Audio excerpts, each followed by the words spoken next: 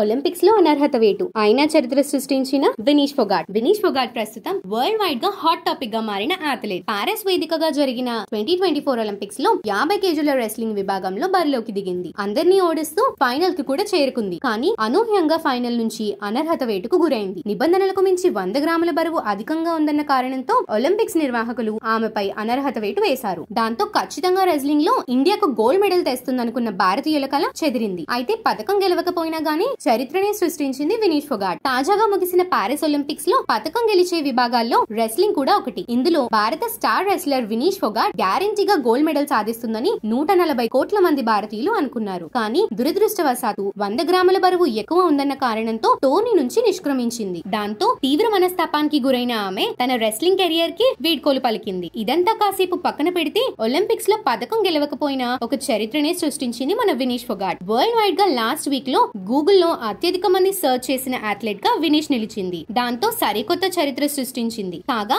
Vineesh Phogat appeal పై తీర్పును మరోసారి వాయిదా వేసింది కోర్టు. ఈ నెల 16న తుది తీర్పు వెల్లడించనుంది.